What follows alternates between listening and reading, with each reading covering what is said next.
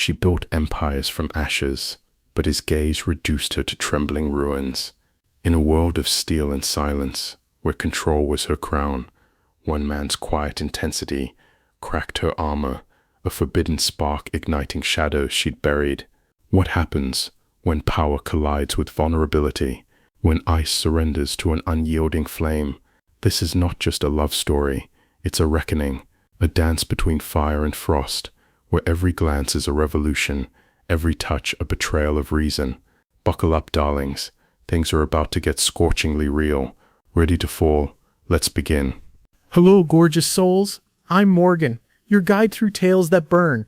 If you crave love stories that claw at your heart and leave you breathless, you're in the right place. Today's saga? A reclusive billionaire with a fortress for a heart. A stranger who slips past her walls like a whisper. A connection so forbidden it glows in the dark. This isn't just romance, it's a takeover. A slow, delicious unraveling of everything you think you know about desire. Hit subscribe, grab a blanket, you'll need it, and let's dive into a love that doesn't just spark, it ignites. Trust me, the end will wreck you and worship you. Let's go. Chapter 1. The Vance Tower Penthouse Ballroom wasn't merely a venue, it was an extension of Eleanor Vance's will, frozen in crystal and chrome. Tonight, for the annual Vance Foundation Winter Gala, it had been sculpted into an ice palace. Frosted glass sculptures towered like glacial monoliths, refracting the pervasive icy blue lighting that washed over everything. Tables groaned under arrangements of white orchids, their waxy petals seeming carved from the same frozen ether as the surroundings. The air hummed with the low thrum of 100 muted conversations, the precise clink of crystal flutes, and the distant glacial strains of a string quartet. It smelled of chilled champagne, expensive perfume with frosty top notes, and beneath it all the faint metallic tang of air conditioning pushed to its limit.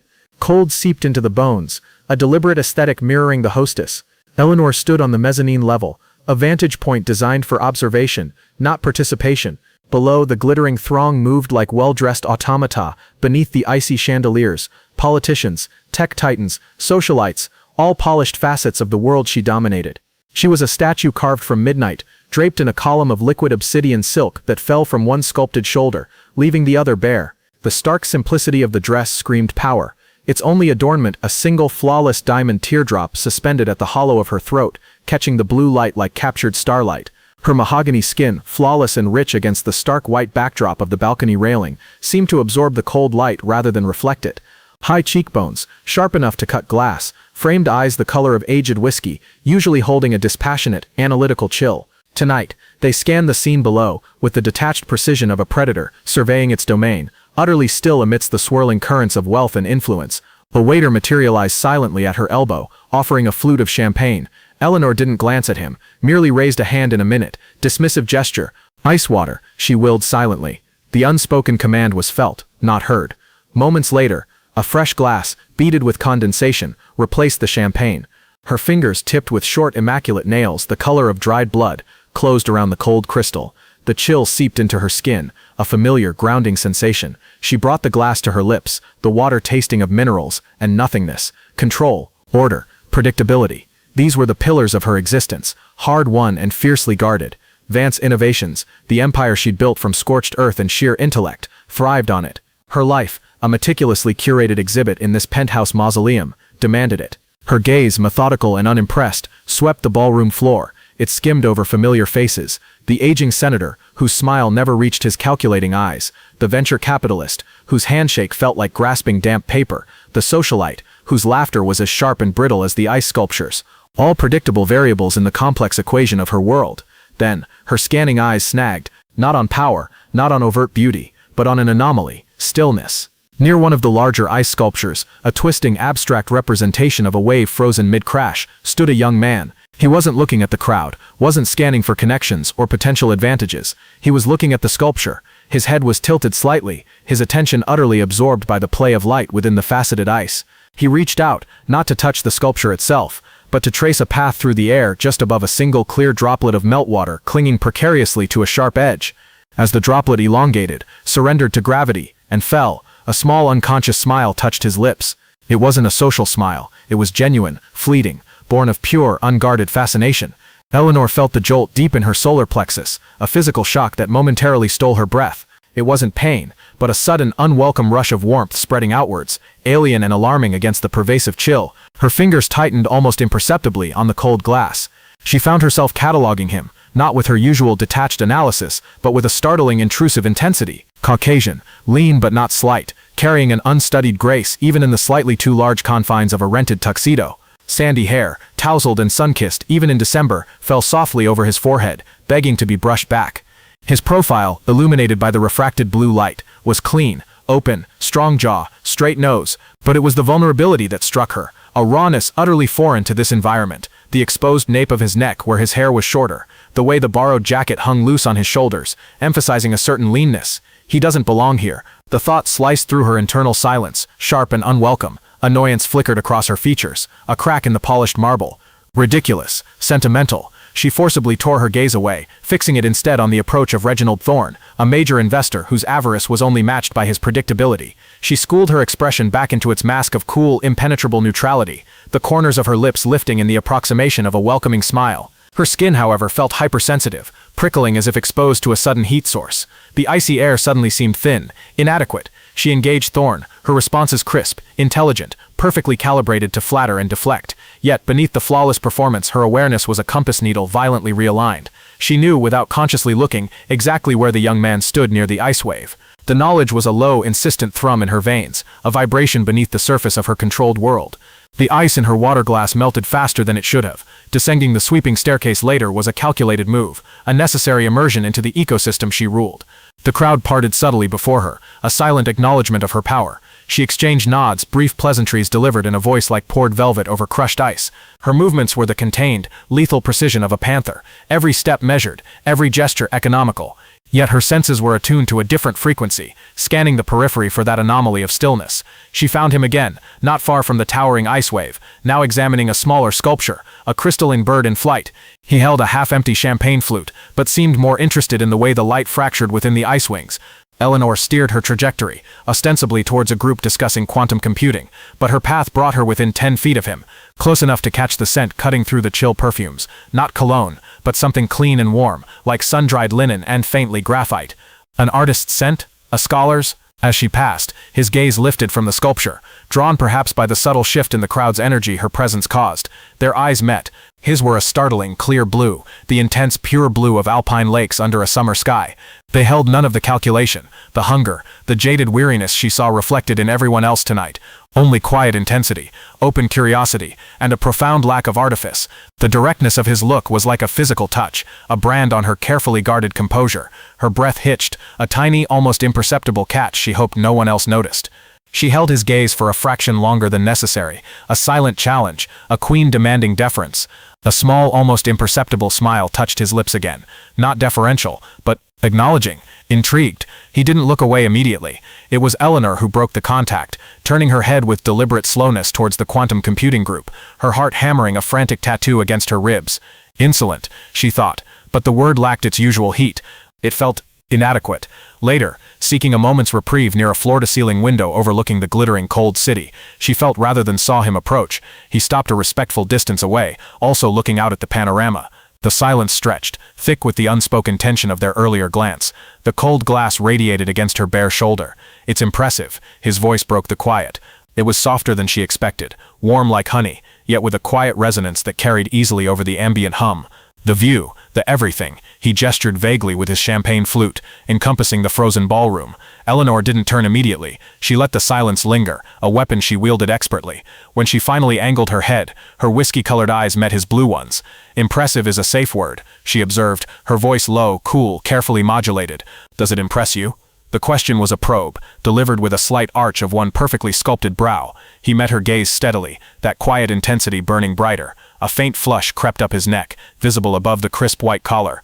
"Honestly, mostly it makes me feel a bit like an exhibit myself," he admitted, a self-deprecating humor warming his tone. He glanced down at his slightly too big jacket, like a moth who accidentally flew into a jewelry store. The unexpected candor, the lack of pretense, disarmed her for a split second. A flicker of something, amusement, threatened the corners of her mouth. She ruthlessly suppressed it. "Moths are drawn to light," she countered, her gaze sweeping over him, taking in the ill-fitting tuxedo, the genuine expression. or heat. This place has precious little of either. She took a deliberate sip of her water, the coldness a sharp contrast to the warmth his presence seemed to generate around her. He chuckled, a low pleasant sound that vibrated in the space between them. Point taken, though. He tilted his head, studying her with that open curiosity. You seem to generate your own atmosphere, a rather formidable one. His blue eyes held hers, not challenging, but observant. It's quite something to behold. Formidable. She was used to the word, wielded as both compliment and weapon. From him, in that warm, unhurried tone, it sounded different. Not a shield she held up, but a quality he simply noted. It unsettled her. Atmosphere is a product of control, she stated, her voice regaining its steel. Environment reflects intention. Does it? He asked softly, his gaze drifting past her shoulder towards the ice wave sculpture, where another droplet trembled on the edge. Or does intention sometimes get frozen in the process? He looked back at her, a question in his eyes that went deeper than the sculpture. The insight coming from this unexpected source struck a nerve. It felt like a tiny crack appearing in the glacial facade she presented to the world. Who is this man? The question burned.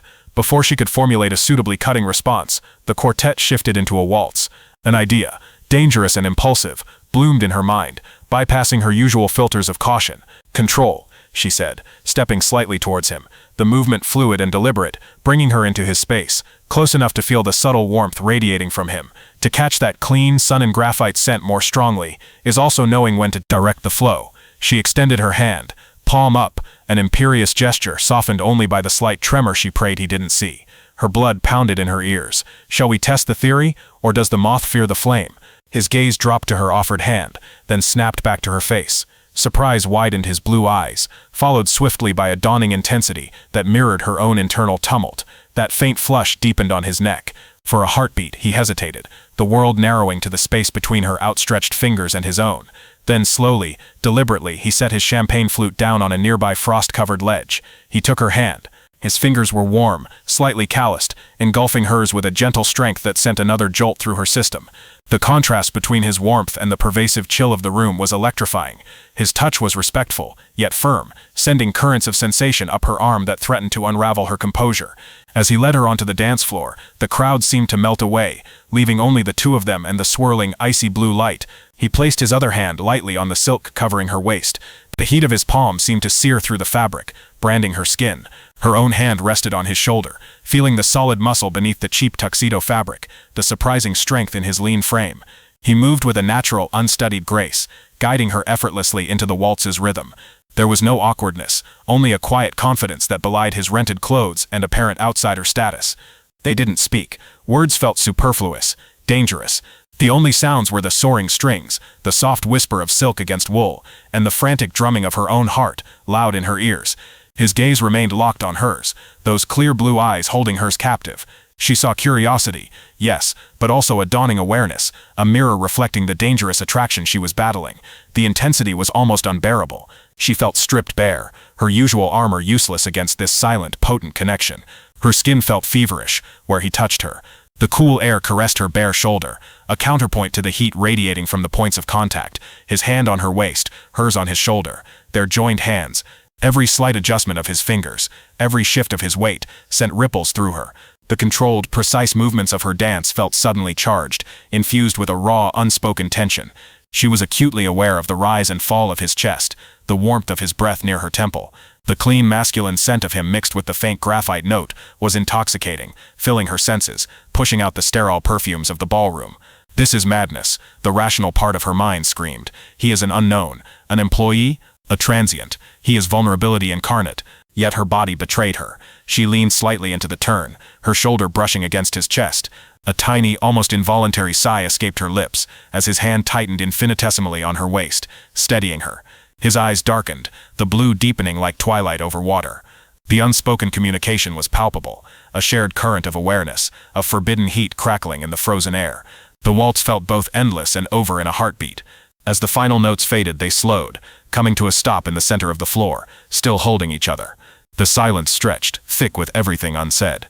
His thumb moved almost imperceptibly against the back of her hand, a tiny caress that sent sparks shooting up her arm. The diamond at her throat felt suddenly heavy, cold. The noise of the crowd rushed back in, a jarring cacophony. Eleanor withdrew her hand as if burned, the sudden loss of his warmth leaving her skin chilled. She took a half step back, rebuilding her walls with desperate speed. Her expression, carefully schooled back into impassivity, felt like a mask strapped too tightly over a face that wanted to betray her. "Thank you," she said, her voice cool, clipped, betraying none of the inner tempest. "You dance adequately." The deliberate understatement was a defense, a pathetic attempt to reassert distance. A ghost of that earlier, genuine smile touched his lips again, this time tinged with understanding, perhaps even a hint of challenge. "Adequately," he repeated softly, his blue eyes holding hers, seeing far too much. "High praise indeed, Miss Vance." He inclined his head, a gesture that wasn't quite deference. "Thank you for the direction." He turned and melted back into the crowd before she could summon another word, leaving her standing alone in the center of the dance floor, the icy light suddenly feeling colder than ever. The phantom warmth of his hand lingered on her waist, on her palm. The scent of sun-dried linen and graphite clung to her senses. The carefully constructed ice of her world felt perilously thin, fractured by the unexpected heat of a single anonymous encounter. The music started again, but Eleanor Vance remained perfectly still, the reclusive billionaire queen suddenly feeling like the most exposed person in her frozen palace. The thrum beneath her skin was no longer just awareness. It was the terrifying, exhilarating tremor of a fault line beginning to shift. Chapter 2. The glacial perfection of the Vance Tower penthouse felt hollow after the gala. The stark white walls, the chrome accents, the breathtaking but impersonal view of the city grid, it all seemed amplified in its sterility. Eleanor Vance stood at her floor-to-ceiling window, a steaming cup of black coffee, cooling forgotten in her hand. Below, the city pulsed with its usual frantic energy, but her gaze wasn't on the sprawling metropolis. It was fixed, laser-focused on the lower levels of her own tower, specifically on the large sun-drenched windows of the newly activated archive room. Days had bled into one another since the winter gala, each sunrise finding her drawn to this spot. It had become a ritual, the pre-dawn quiet, the first weak rays of winter sun slanting across the polished concrete floor, and her, a silent sentinel overlooking the space where he worked. The discovery of his identity, Leo Hart, a temporary archivist hired to catalogue her late father's neglected art collection, had landed with the force of a physical blow. An employee. The words echoed in the cavernous silence of her penthouse, layering the forbidden attraction with a thick coating of professional hazard. It should have been the extinguishing splash of cold water she needed. Instead, it felt like throwing gasoline on a smoldering fire. She watched now, her breath fogging the cold glass slightly. He was already there, as he always was before the official start of the corporate day. He moved through the archive with a quiet reverence that fascinated and unnerved her. Sunlight, weak but persistent, streamed through the high windows, catching dust motes dancing in the air like tiny chaotic stars. It illuminated him as he carefully unrolled a large yellowed canvas map on a wide conservation table. His sandy hair caught the light, strands gleaming gold against the warm brown of the aged paper. She saw the concentration etched on his face, the slight furrow between his brows as he examined the fragile document. His hands, those warm, calloused hands that had held hers with such unsettling gentleness, moved with precise care, smoothing the edges, placing weighted velvet pouches to hold it flat. He wasn't just handling artifacts, he was communing with them. The sheer presence he brought to the mundane act was a stark contrast to the sterile efficiency of the world she ruled. A phantom warmth spread across her own palm, the memory of his touch during the waltz startlingly vivid. She clenched her fist, the short blood-red nails digging into her skin. Weakness, dangerous distraction. She forced herself to turn away from the window, the movement sharp, jerky. The spacious, minimalist living area offered no comfort. The cold chrome and white leather seemed to mock her internal turmoil. The scent of her expensive coffee suddenly felt cloying, artificial. She craved what? The clean, warm scent she'd associated with him at the gala? Sun-dried linen and graphite. It was ridiculous. She strode towards her home office, a sanctuary of screens and silence, determined to drown the unwanted fixation in work.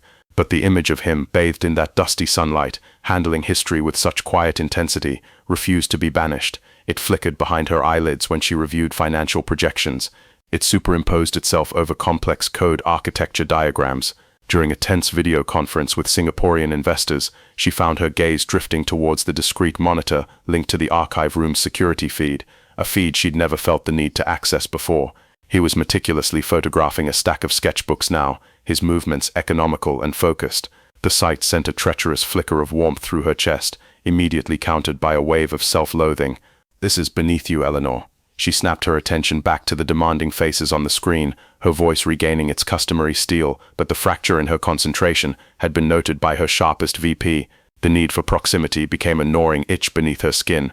She found excuses to descend from her Olympian heights, a sudden unprecedented interest in the progress of the archival project, a need to review the space allocation for the collection once catalogued.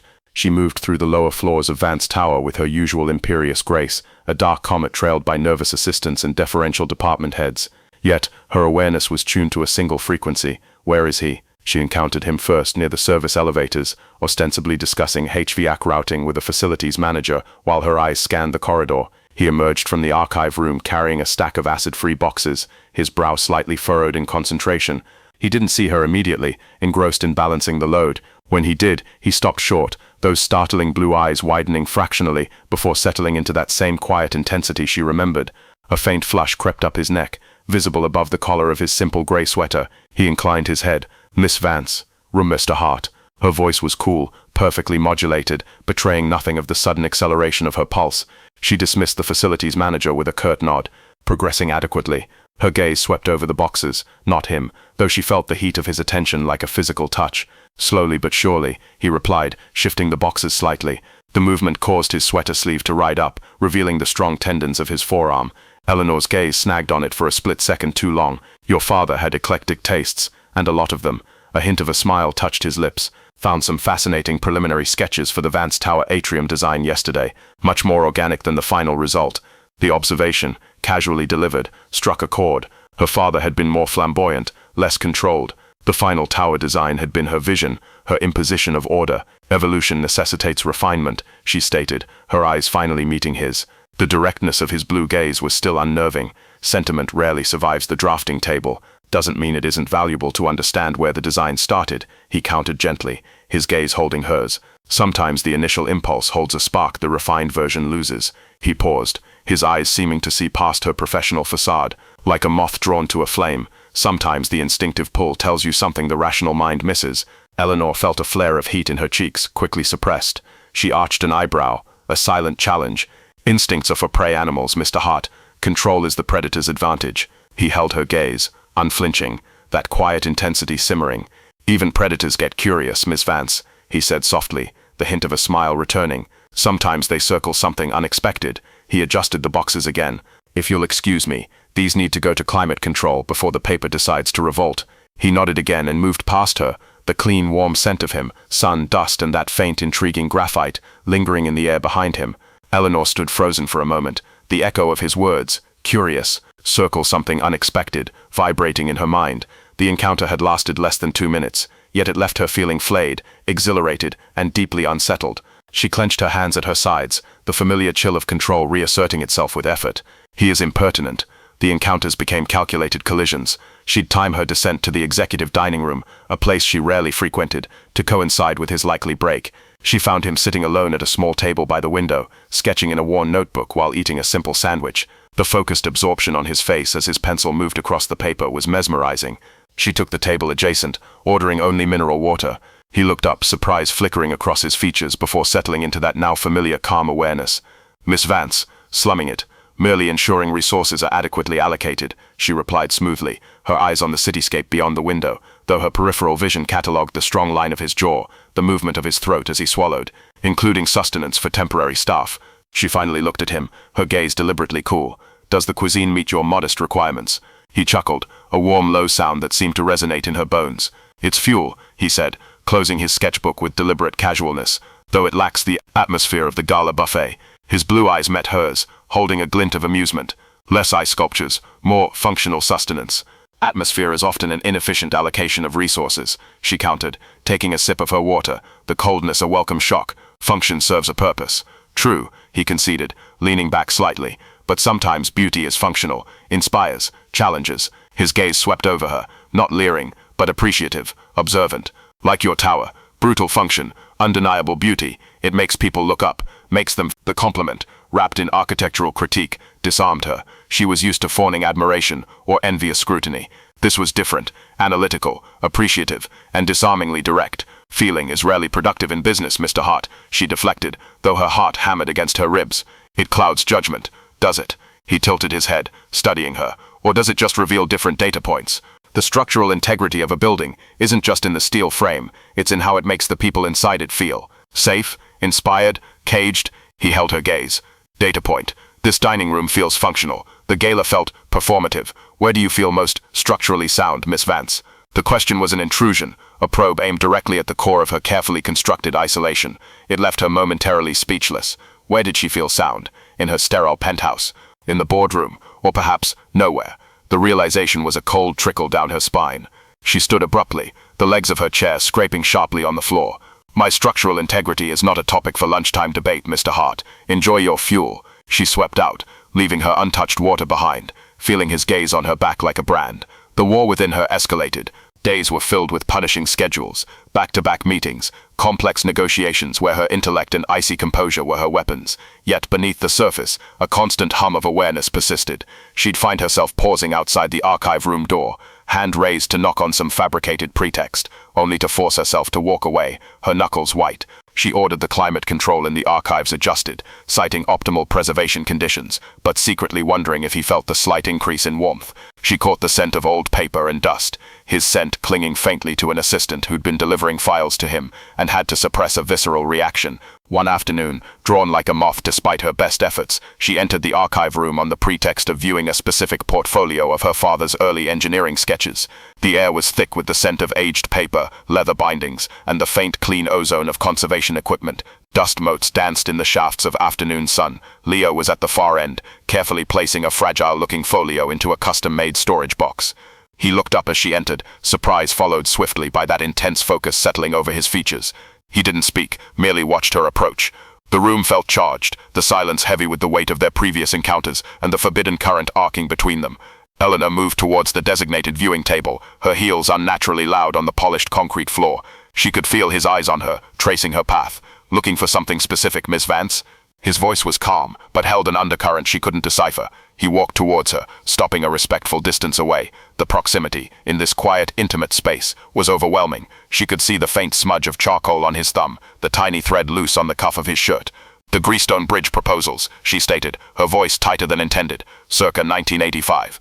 She avoided looking directly at him, focusing instead on the pristine white gloves laid out on the table. He nodded, turning towards a tall rolling cabinet. Ah, the one that looked like a spiderweb designed by a drunk. He pulled out a large portfolio. Ambitious, impractical, beautiful in its own chaotic way. He brought it over, placing it carefully on the table before her. Their fingers didn't touch, but she felt the heat radiating from him. He didn't step back immediately. Your father had vision, unfiltered. Vision requires execution, Eleanor countered, pulling on the gloves with deliberate care, focusing on the mundane task. Chaos rarely yields viable structures. She opened the portfolio, revealing bold, sweeping lines and frantic notes crowding the margins. The raw energy of the sketches was undeniable. Sometimes the chaos is where the spark lives, Leo said softly, his gaze fixed not on the sketches, but on her profile as she studied them. Before it gets refined, controlled, he paused, tamed. Her head snapped up. His blue eyes were locked on hers, intense, challenging. The air crackled. The scent of old paper and his warm, clean presence filled her senses. The carefully constructed distance felt paper-thin. Some things shouldn't be tamed, she heard herself say, the words escaping before her internal censor could stop them. They should be understood, harnessed.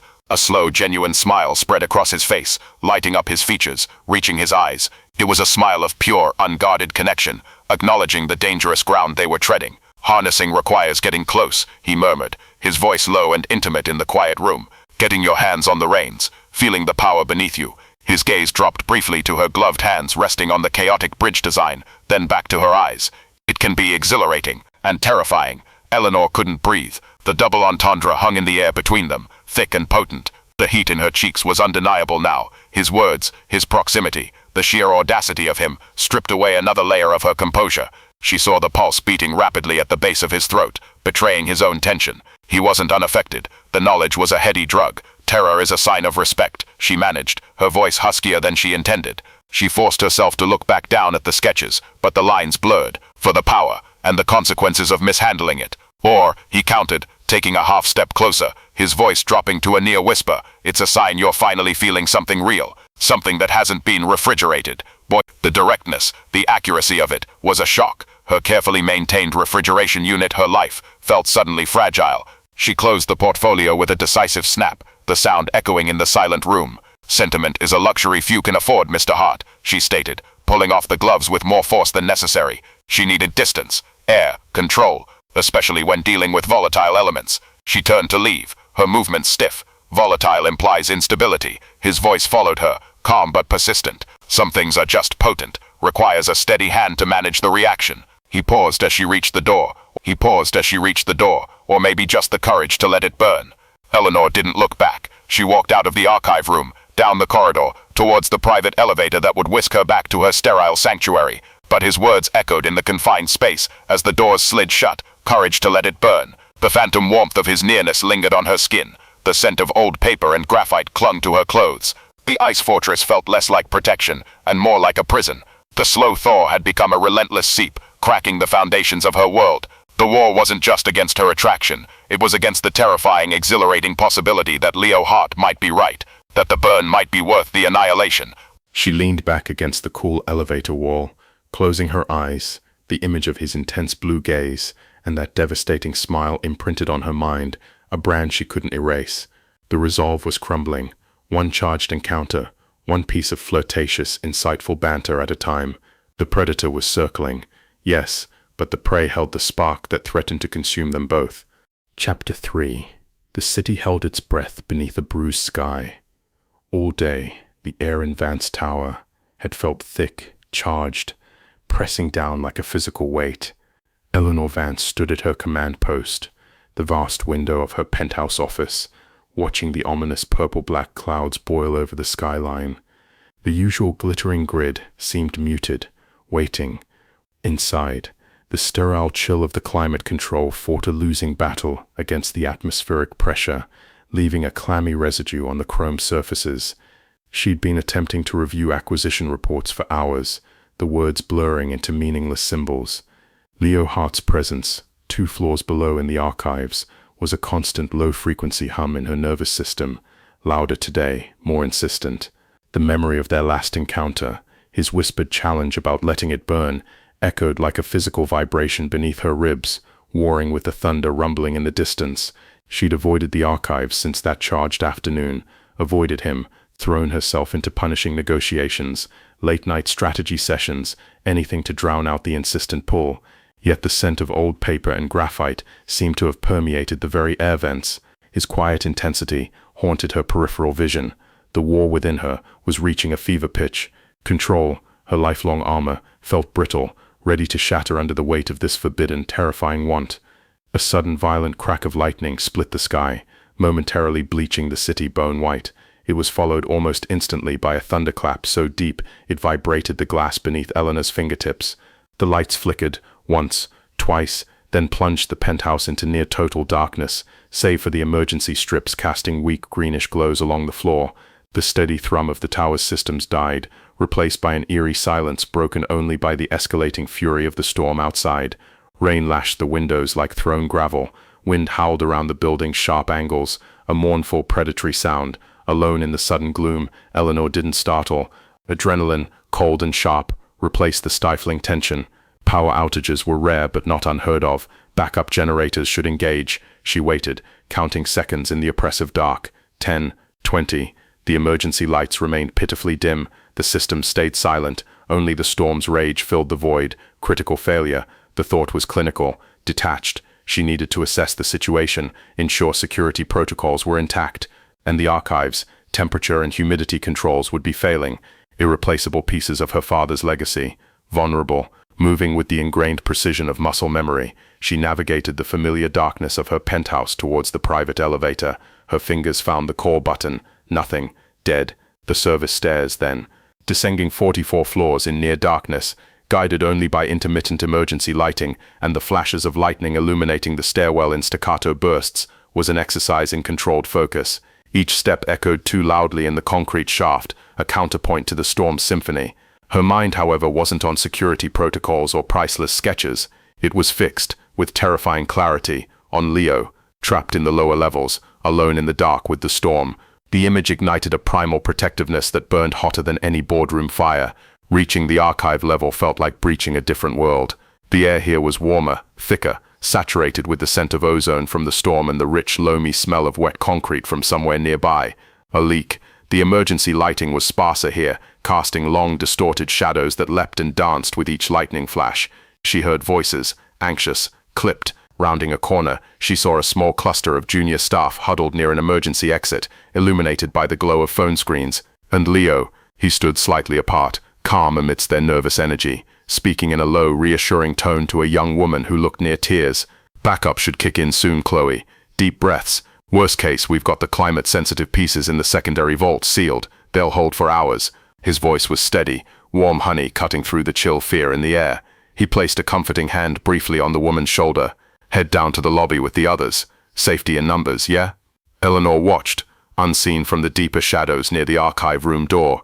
The sight of him, composed, protective, radiating that innate calm, sent a fresh wave of that treacherous warmth through her, stronger now, mingling with the adrenaline. He looked different in the gloom.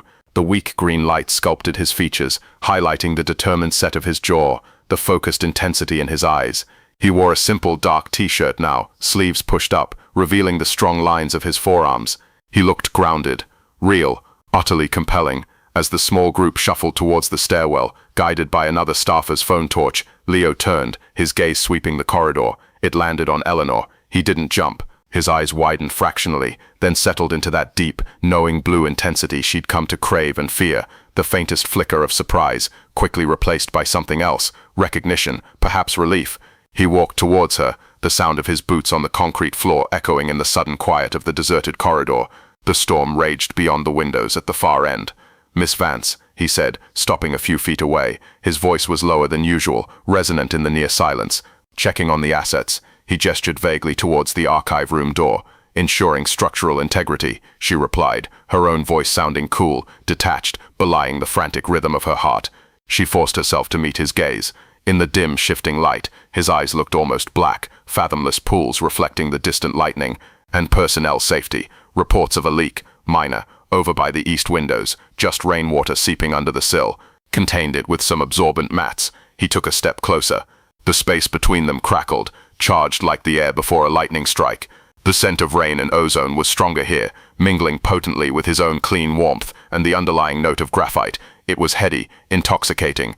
"It's quite the show out there," he added, nodding towards the windows at the end of the hall where the storm painted the glass in streaks of silver fury. Eleanor found herself moving towards the windows, drawn by the raw power of the storm, or by him. He fell into step beside her, a silent, solid presence. They stopped before the wall of glass. The city below was a churning sea of darkness, punctuated by the occasional lonely sweep of emergency vehicle lights. Rain sheeted down the panes, blurring the world outside into an impressionist nightmare. Thunder growled continuously, vibrating the floor beneath their feet. Lightning forked across the sky, illuminating their reflections in the glass. Two figures standing close in the storm-lit gloom. The controlled world, the carefully constructed distance, felt like a dream dissolving. Here, in this elemental chaos, with the power gone, and the veneer of corporate order stripped away, only raw sensation remained. The storm outside mirrored the tempest raging within her. A tumult of fear, desire, and the terrifying, exhilarating sense of standing on a precipice. Every suppressed feeling surged, the magnetic pull towards him, the forbidden heat that coiled low in her belly, the aching, desperate need that had been building since the moment she saw him trace that droplet of meltwater. Her resolve, painstakingly rebuilt after every encounter, felt like ancient parchment held to a flame, brittle, useless. She could feel the heat radiating from him, a tangible force against the unnatural chill left by the failed air conditioning. It beckoned her, a siren call against the cold isolation that had been her refuge. Her usual armor, the sharp suits, the icy composure, the calculated words, was gone, stripped away by the darkness and the storm. She was just Eleanor, raw, exposed, terrified, and wanting.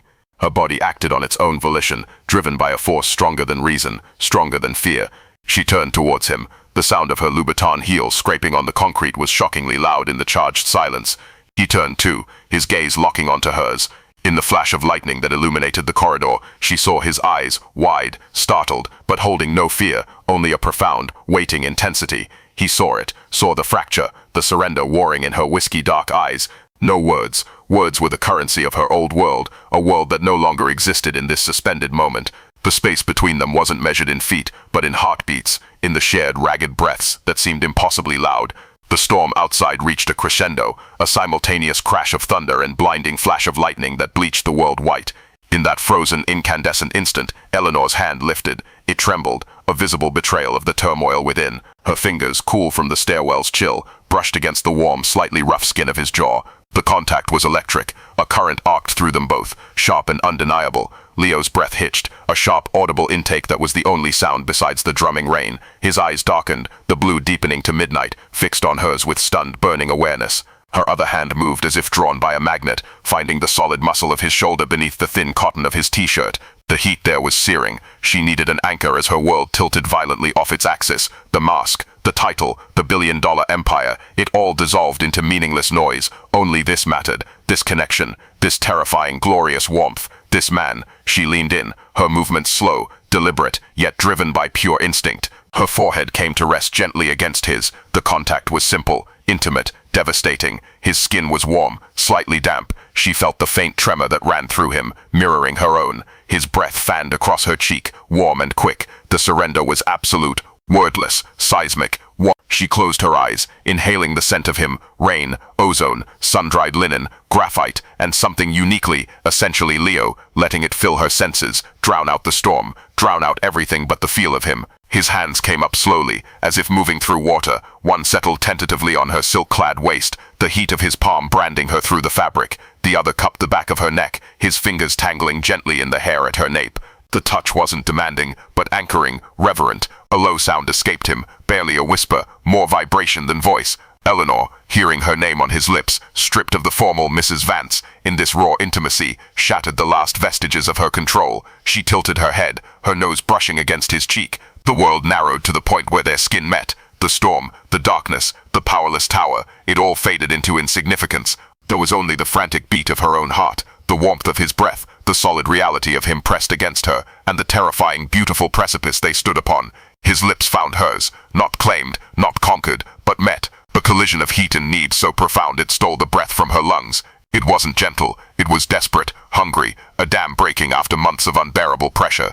Her hand slid from his jaw and shoulder to fist in the fabric of his t-shirt at his back, pulling him closer, needing to erase any remaining space between them. His arms tightened around her, crushing her against the solid wall of his chest. The kiss deepened, a frantic exploration, a wordless communication of everything held back, everything denied.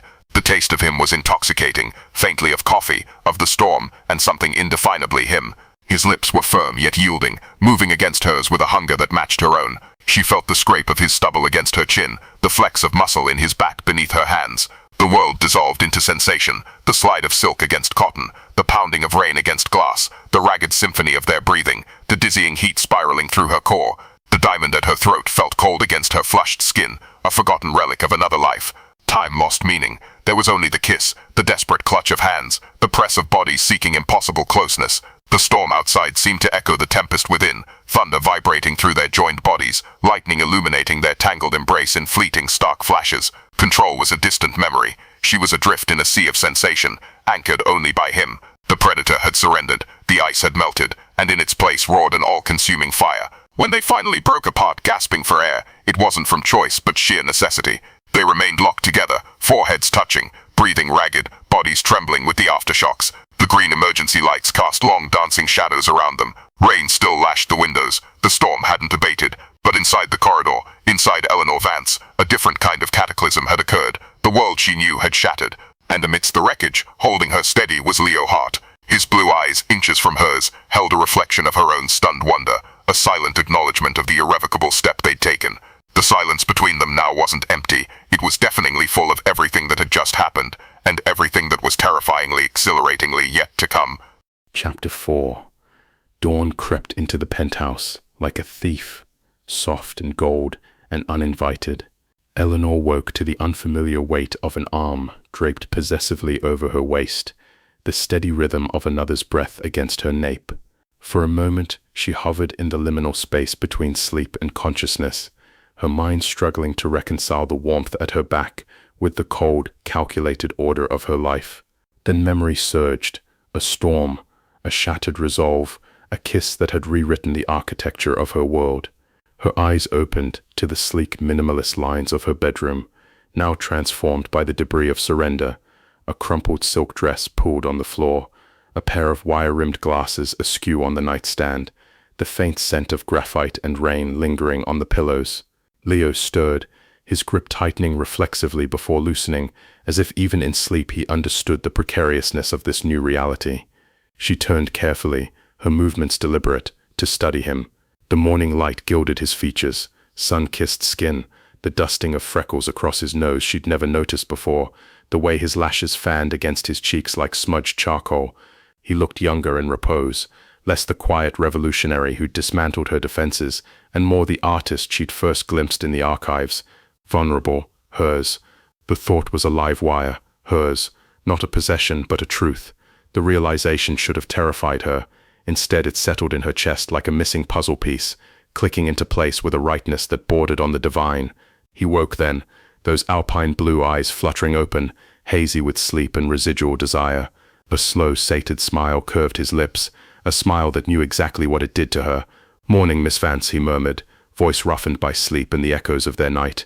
The formality, now that the walls had fallen, was a delicious tease. She arched a brow, her hand skimming the taut plane of his stomach. "Still Miss Vance?" His smile widened, eyes darkening as her fingers traced lower. "Depends. Are we negotiating terms now?" "Negotiations require leverage." Her voice was silk and mischief, a version of herself she'd buried beneath spreadsheets and shareholder reports. "What's your offer?" He caught her wrist, turning the tables with a fluidity that stole her breath, pinning her beneath him. "I'll trade you a lifetime supply of terrible coffee for a repeat of last night." She laughed, a rich full sound that startled even her. "Your coffee is abysmal. Then I'll have to sweeten the deal." His lips found the pulse point at her throat, warm and deliberate. "Name your price." The banter was a dance, light and lethal, but beneath it thrummed a deeper truth. This was no longer a game of control, it was a covenant. Sunlight pooled in corners once ruled by shadows, illuminating dust motes that swirled like tiny galaxies. The obsidian surfaces gleamed, not with the sterile chill of corporate perfection, but with the lived-in warmth of fingerprints and shared breaths. Leo's presence seeped into the space like watercolor on parchment, softly, irrevocably. A weathered sketchbook lay open on the coffee table, its pages filled with studies of her, the sharp line of her jaw, the curve of her hip, the way her eyes narrowed when she laughed. A vase of wildflowers, incongruously vibrant against the monochrome palette, stood sentinel by the floor-to-ceiling windows. Eleanor found him in the kitchen later, barefoot and rumpled, squinting at a coffee machine as if it were a hostile witness. "You're doing it wrong," she observed, leaning against the doorway. He glanced over his shoulder, unrepentant. "I'm a minimalist. This is my aesthetic. Minimalist." She gestured to the countertop, now littered with coffee grounds, a cracked mug, and what appeared to be cinnamon. "That's not minimalism. That's a cry for help. Semantics." He turned back to his creation, stirring with a reckless enthusiasm that made her want to kiss the stubborn set of his jaw. "Your machine is elitist. It judges me. It's an espresso. It's pretentious." He poured a dubious-looking sludge into a mug and offered it to her with a flourish. "Ta-da, sacrilege." She took a cautious sip and promptly choked. "This tastes like despair. Liar." He stole the mug back, taking a defiant gulp.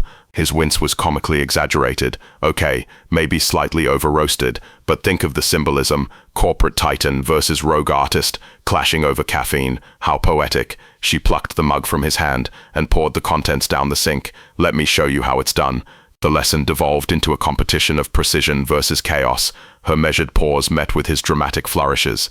They ended up laughing, flour-dusted and coffee-stained, pressed against the marble island in a tangle of limbs and lingering kisses.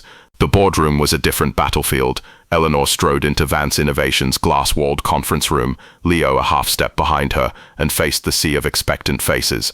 The quarterly review loomed, a gauntlet of projections and profit margins. She'd prepared for this, sharp suit, sharper mind, every contingency mapped. But as she took her seat at the head of the table, her gaze snagged on a sketch tucked beneath Leo's notes, a quick, elegant rendering of her in profile, captured mid-sentence during yesterday's strategy session. The detail was staggering, the determined set of her mouth, the fire in her eyes. "My North Star," he'd scrawled in the margin. The meeting commenced, a well-oiled machine of numbers and nodding heads. But Eleanor's focus kept drifting, to the way Leo's pencil moved restlessly across his notepad, to the warmth of his knee brushing hers beneath the table. When CFO Martin began droning on about cost-cutting measures in the R&D division, she interrupted, sharper than intended. "No." The room stilled. Martin blinked. "Miss Vance, we're increasing R&D funding by 20%. She gestured to Leo's portfolio, now open to a concept sketch of solar-powered microgrids. The future isn't in austerity, it's in innovation. Leo's pencil paused, his lips quirked. Afterward, in the elevator, he cornered her against the mirrored wall, his voice a low rumble. North Star, huh? You'll have to earn that title. She adjusted his collar, a casual touch that sent sparks through them both. The board's watching. Play your cards right, Mr. Hart. I've been known to call bluffs. Weeks bled into a new rhythm. Vance Tower's upper floors buzzed with rumors, a thaw in the Ice Queen's demeanor, a softening of the sharp edges. Eleanor's office, once a bastion of white noise and colder intentions, now harbored a sunlit corner where Leo's drafting table stood, cluttered with half-finished sketches and a coffee mug that read, "World's okayest barista." Their dynamic was a carefully guarded secret, a language of stolen glances and charged silences. But the city noticed. The Chronicle ran a piece on Vance Innovation's pivot to sustainable tech, accompanied by a photo of Eleanor and Leo leaving a charity gala, her hand at the small of his back, his smile unguarded. One evening, as they reviewed blueprints for a community garden project, his idea, her funding, Leo set down his pencil. "You're staring." She didn't look up from the schematics. Plotting my downfall? Considering my options?" He leaned back in his chair, studying her with that infuriating, knowing gaze. And, she sighed, setting aside the papers, "I'm beginning to suspect you're a distraction. Guilty as charged." He stood, stretching with feline grace, and crossed to where she sat. His fingers brushed a stray curl behind her ear, lingering. "Need me to dial it back?" No. The word was out before she could temper it. His grin was all wolf. "Good." The garden groundbreaking ceremony was held on a crisp autumn morning. Eleanor stood at the podium, sunlight glinting off her diamond pendant. As Leo lingered at the edge of the crowd, cameras flashed, reporters shouted questions, but her eyes found his. He nodded, almost imperceptibly, and she felt it in her bones, the quiet confidence, the unshakable knowing that had drawn her to him in the first place. "And it's my belief," she concluded, voice steady, "that true innovation lies not in what we build, but in what we nurture."